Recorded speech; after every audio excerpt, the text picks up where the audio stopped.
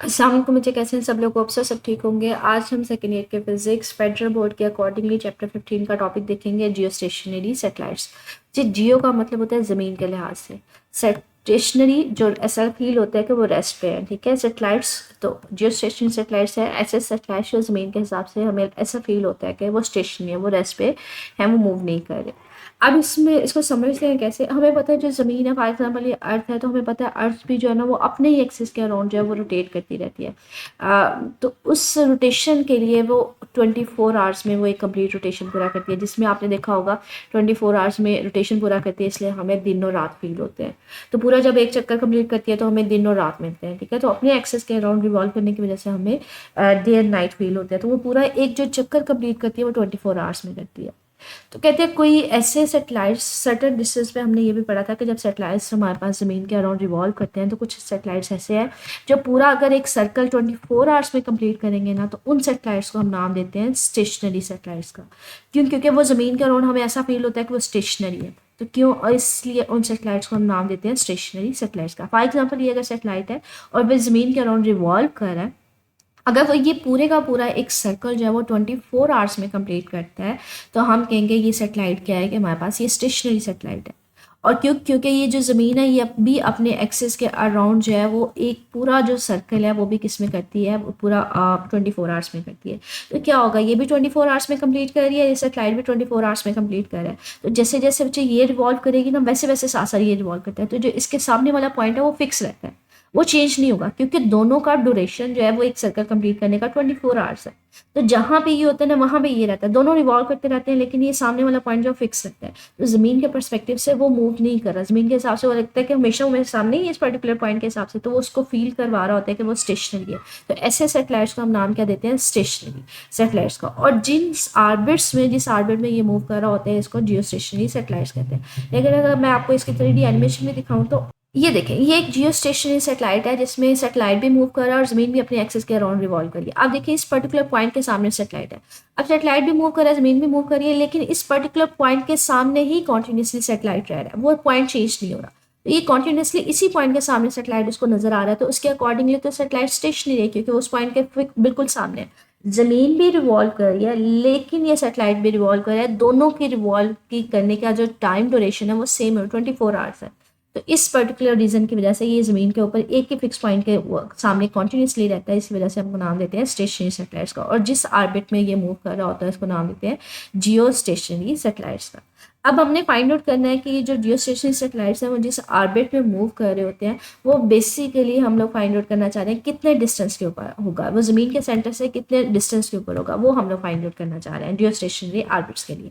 तो इसके लिए हम एक सिचुएशन कंसीडर करते हैं। सिचुएशन क्या है? कहते हैं हमारे पास कंसीडर करें आप पॉइंट।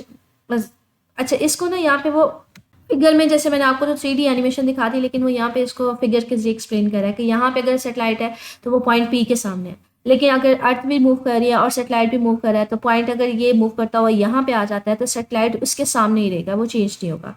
और इसी तरह से अगर मेरे पास पॉइंट मूव करता हुआ यहाँ पे आ जाता है, सेटेलाइट वहाँ पे रहेगा, मतलब वो पॉइंट उसी पर्टिकुलर पॉइंट के सामने रहेगा। क्यों? क्योंकि अर्थ भी मूव कर रही है, सेटेलाइट भी मूव कर रहा है। आप इसका बेटर ऑप्शन यही है कि आप इस एनिमेशन को देख लें कि ये पॉइंट जो है वो कॉन्टिन्यूसली उसके साथ साथ मूव कर रहा है, सेटेलाइट मूव कर रहा है तो पॉइंट भी मूव कर रहा है, तो दोनों एक पॉइंट दूसरे के सामने ही रहते हैं, ठीक है। आगे हम लोग फाइंड आउट क्या करना चाह रहे हैं? हम एक्सप्रेशन फाइंड आउट करना चाह रहे हैं कि कितने डिस्टेंस के ऊपर बेसिकली ये हमारे पास अर्थ के कितने सेंटर से कितने डिस्टेंस के ऊपर ये हमारे पास आर्बिट है, आर्बिट का डिस्टेंस फाइंड आउट करना चाह रहे हैं। तो इसके लिए कंसीडर करें कि एक सेटेलाइट है जिसका मास जो है वो स्मॉल एम से रिप्रेजेंट किया हुआ है और वो मूव कर रहा है इस जियो स्टेशनरी आर्बिट में। किस स्पीड के साथ मूव कर रहा है? हम उसकी स्पीड ले रहे हैं v0 के साथ। और किसके अराउंड रिवॉल्व कर रहा है? अर्थ के अराउंड रिवॉल्व कर रहा है, तो हम अर्थ का जो मास है उसको कैपिटल एम से रिप्रेजेंट कर रहे हैं, ठीक है। तो यहाँ पे डिफरेंट पैरामीटर्स हैं। Mass of Earth capital M है, जो सेटेलाइट है इसका मास स्मॉल एम है, और हम रिप्रेजेंट कर रहे हैं कि ये किस स्पीड के साथ मूव कर रहा है, ये स्पीड v0 के साथ मूव कर रहा है इस सर्कुलर आर्बिट में, ठीक है। अब हम अज्यूम करें कि ये जो हमारे पास सेटेलाइट का डिस्टेंस जो है इस ज़मीन के सेंटर से कितना डिस्टेंस है उसको स्मॉल आर से रिप्रेजेंट किया जा रहा है। तो स्मॉल आर क्या है? डिस्टेंस है between the centre of the earth and the centre of the satellite, मतलब सेटेलाइट से अर्थ के सेंटर तक का जो डिस्टेंस है, दोनों ऑब्जेक्ट से सेंटर से लिया जाता है। सेटेलाइट का मास इतना ज़्यादा नहीं होता, तो सेटेलाइट तक हम इसको कंसीडर कर लेते हैं, ठीक है। सेंटर की बात कर लें तो वो भी ठीक है। तो हमारे पास जो ऑर्बिटल वेलोसिटी वेलोसिटी होगी वो हमने अभी फाइंड आउट की थी, जी मतलब प्रीवियस लेक्चर में हमने इसको देखा था, कैपिटल है mass of Earth divided by R. ये हमारे पास ना प्रीवियस लेक्चर में ऑर्बिटल वेलोसिटी का टॉपिक था, जिसमें हमने कहा था कि अगर कोई सैटेलाइट जो है वो ऑर्बिट में सर्कुलर ऑर्बिट में रिवॉल्व कर रहा है तो उसकी जो ऑर्बिटल वेलोसिटी होगी इसका फार्मूला हमने ये देखा था कि ये डिपेंड करेगा मास ऑफ अर्थ के ऊपर और कितना वो ज़मीन के सेंटर से कितना दूर है उस डिस्टेंस के ऊपर डिपेंड करेगा। ठीक है, तो इसी फार्मूले को हम लोग राइट डाउन करेंगे, क्योंकि इसमें बेसिकली वो सर्कुलर ऑर्बिट में ही मूव कर रहा है और वो कितना डिस्टेंस के ऊपर होगा उसके ऊपर डिपेंड करती है ऑर्बिटल वेलोसिटी, तो वो फार्मूला हमने राइट डाउन कर दिया।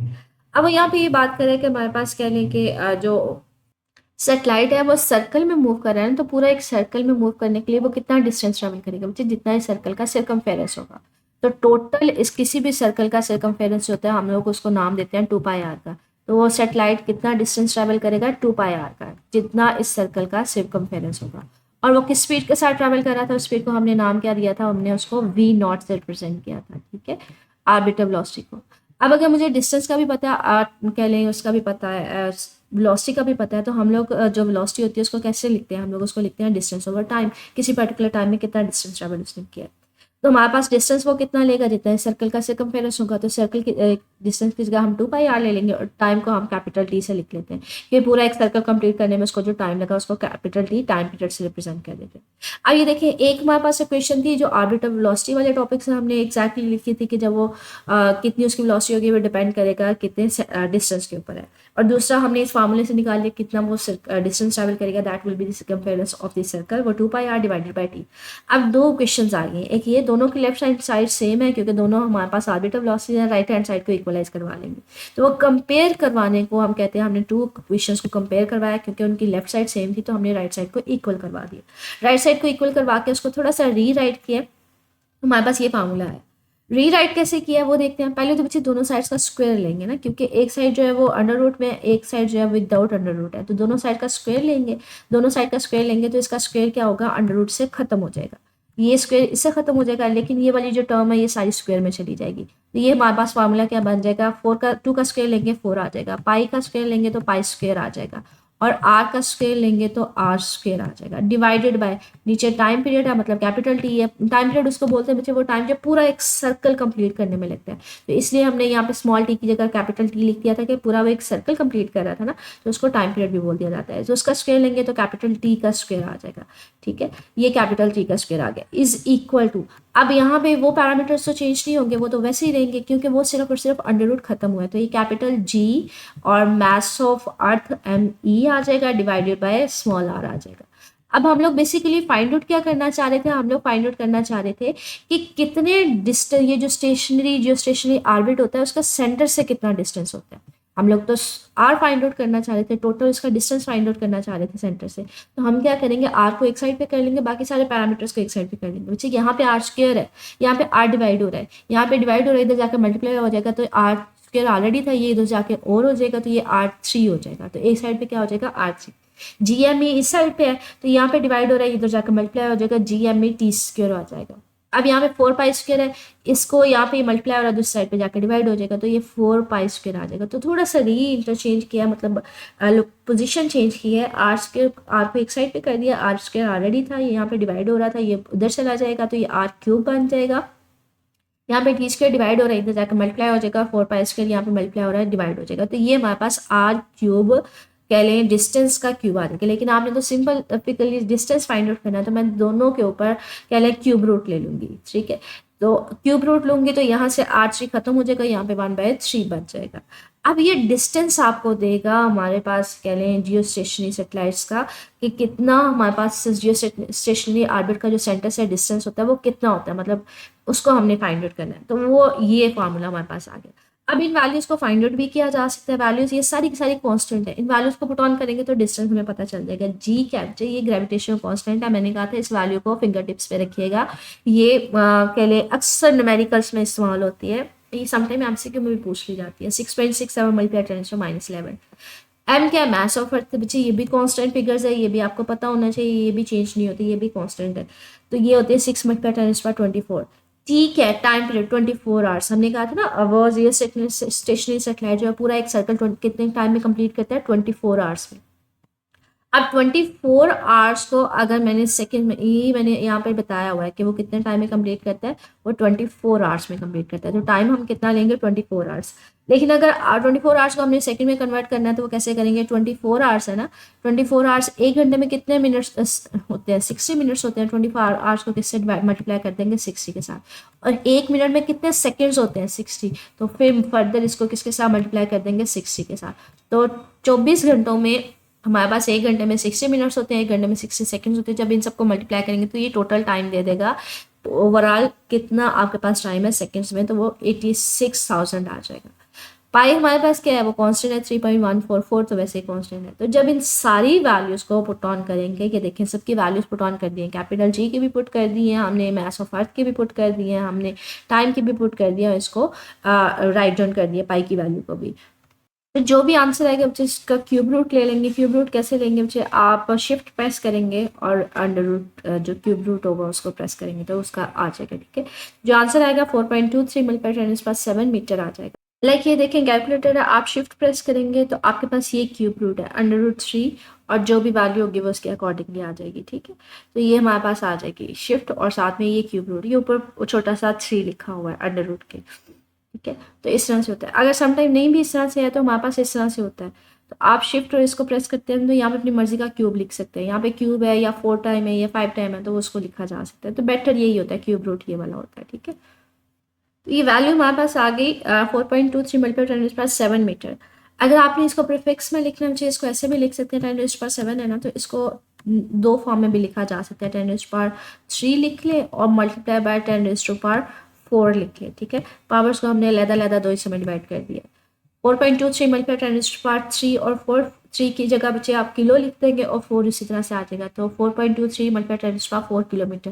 तो ये डिस्टेंस बता रहा है कि अगर कोई ऑर्बिट जो है वो इतने डिस्टेंस पे होगा ज़मीन की सरफेस से, तो वहाँ पे जो सैटेलाइट मूव करेगा उसको नाम देंगे जियोस्टेशनरी सैटेलाइट का। और ये जो डिस्टेंस के ऊपर सर्कल ऑर्बिट होगा उसको नाम देंगे जियोस्टेशनरी ऑर्बिट का। अब हमें ये पता चल गया कि हमारे पास कितने डिस्टेंस के ऊपर जो सैटेलाइट है वो रिवॉल्व कर रहा है, तो उस सैटेलाइट को जियोस्टेशनरी सैटेलाइट कहेंगे। उस डिस्टेंस को हम नाम देंगे जियोस्टेशनरी सैटेलाइट का या जियोस्टेशनरी ऑर्बिट का।